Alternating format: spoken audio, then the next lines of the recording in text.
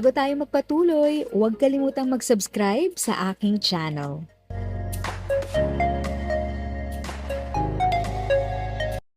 Thank you sa pag-click ng aking video. Good day po sa lahat ng mga nanonood. Sa mga bagong viewers at napadaan lang, by the way, I'm Tita Eda. Welcome to my channel.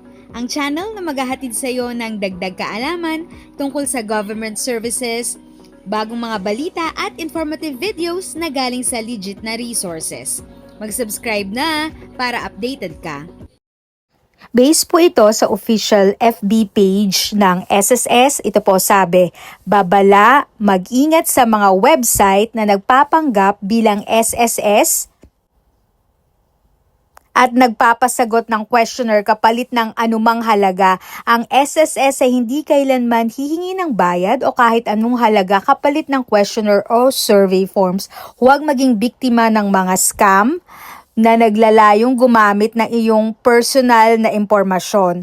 So ayun nga po ang babala ni SSS sa kanilang official FB page. Sabi nga po, scam alert. So mag-ingat po tayo sa ating mga SSS members, lalo na po sa ating mga lolo't lola, na wag po basta-basta po i-entertain ang mga nare-receive po ng mga ganitong parang text or email po sa mga phones nyo. Huwag nyo pong i-click, huwag po kayong sasagot ng mga questionnaires nila kasi hindi naman po nagpapadala ng ganito ang SSS kasi usually po kukunin po nila yung mga personal information nyo at ang masaklap nga po yung username at password nyo po makukuha tapos sila po yung mag-a-apply on your behalf. Kaya magsabi nga po dito, maging mapanuri, huwag pong basta-basta maniniwala sa mga fake news na mga information, lalo na pagtungkol po sa SSS.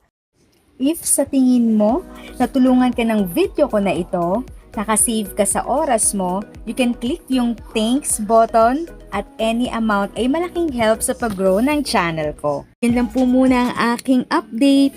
Sana ay nakatulong na dagdag kaalaman ang aking shinare today. Ang goal ng aking channel ay mag-create ng awareness. Kung ganitong mga topic ang gusto mo, panoorin mo ang mga videos ko na ito.